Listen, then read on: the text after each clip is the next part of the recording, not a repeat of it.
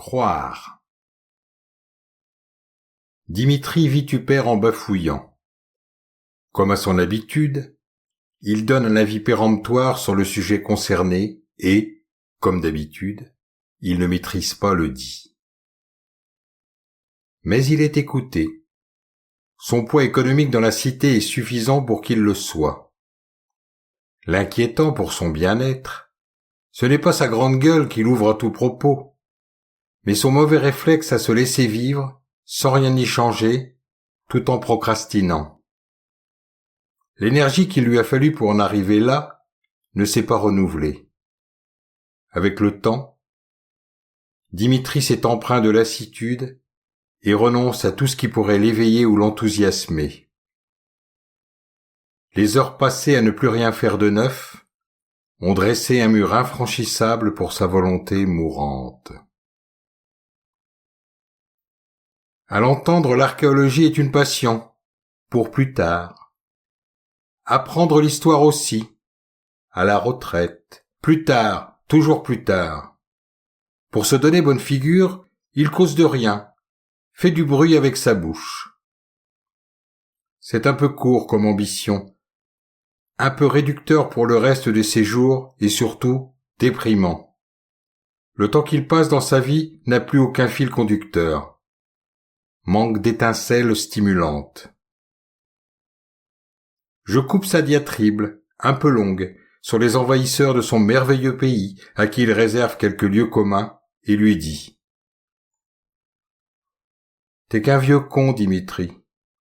Comment ça, vieux? Je suis plus jeune que toi. La belle affaire, je vais t'expliquer pourquoi t'es con, Dimitri. En m'insultant? Pour moi, Dimitri, croire autant que nous n'avons plus et que nous n'aurons plus jamais, c'est être vieux. Attendre au-delà de l'improbable, mourir un peu plus vite, en s'ennuyant à mourir, prendre le temps de le laisser glisser sans en jouir, c'est l'ignorer quand il passe, trop vite. Plus tard, c'est souvent jamais, alors attendre demain pour cueillir la rose, c'est se mettre dans le caca. Je comprends rien à ce que tu dis, dit Dimitri.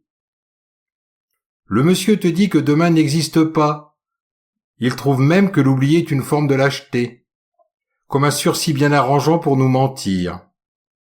Vieillir devrait être un avantage pour mieux comprendre nos bévues, mais en aucun cas, c'est le temps de faire ce que nous n'avons pas eu le courage de faire avant. Vieillir est un travail de vérification indispensable à notre équilibre où le mental prime sur l'acte.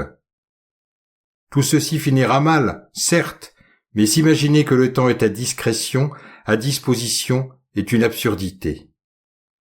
En ignorer l'aspect éphémère, c'est se rider d'un coup, perdre en soi le ressort, l'essence, le ici, le maintenant. Après, tu te fanes, tu te figes.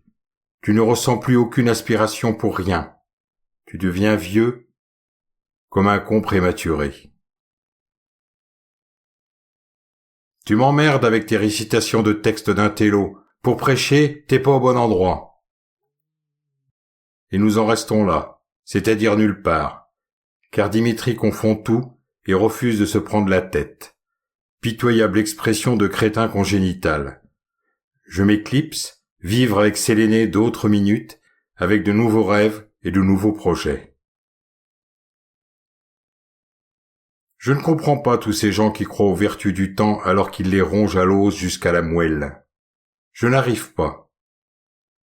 J'ai toujours vécu avec un sentiment d'urgence, tout en me révoltant de voir le temps qui filait trop vite. Les vieilles pommes ridées que nous oublions dans les mouroirs vous le diront.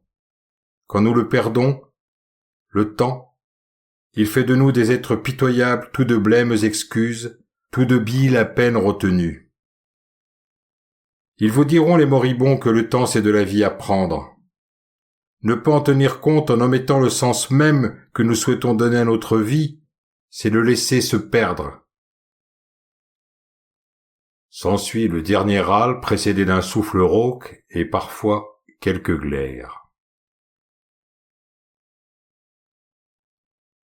J'ai reparlé de tout ça avec ma déesse, la belle Sélénée. Après tout, nous en mourrons tous du temps imparti, et puis, il ne se passe pas un jour sans rencontrer un procrastinateur, un fabulateur désespéré par son non-être, un mythomane fébrile. Il devrait y avoir une loi qui oblige ceux qui gâchent le temps à le donner à ceux qui veulent en faire quelque chose pour ne pas le perdre, pour ne pas le laisser s'échapper vers le monde des inaboutis. Les mous du genou en ont trop et s'ennuient, avec en prime le poids des ans qui les liquéfie alors que les autres en réclament. Simple et complexe. Les deux types se détestent. Demain, le jour ne va pas se lever pour tous.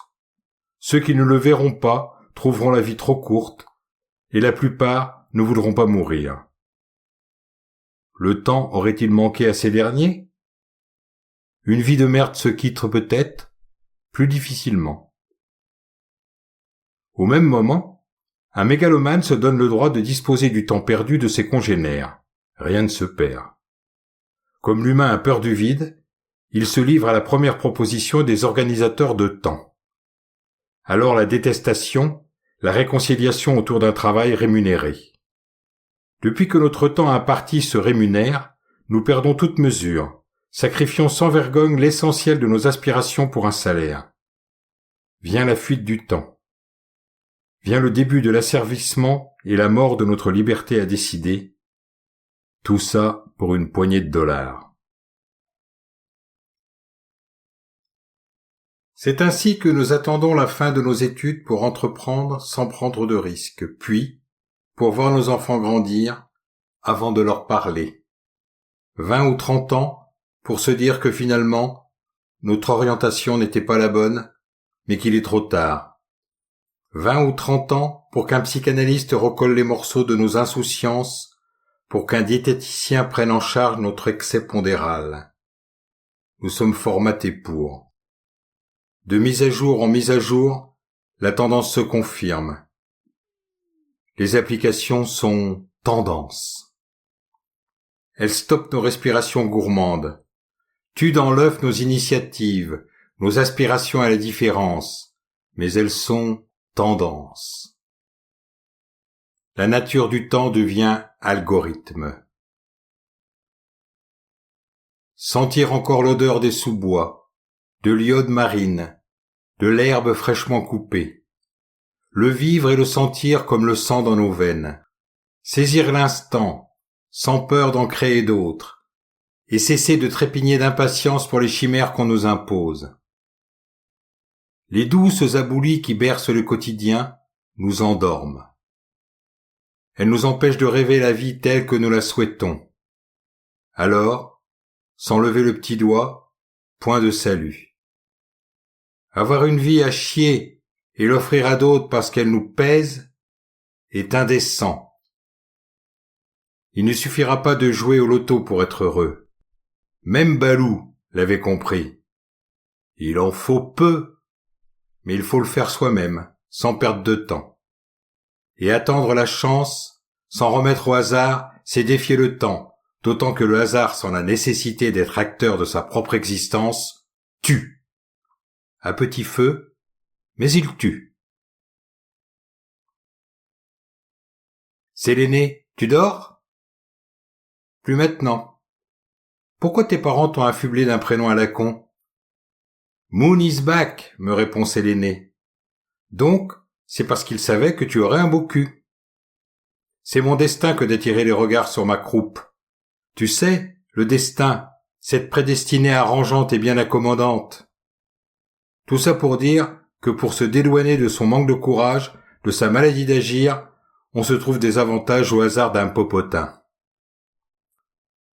En attendant, laissons ces gens qui t'obsèdent, fais dodo. Je ne vais pas me suicider à leur place, laissons-les vivre.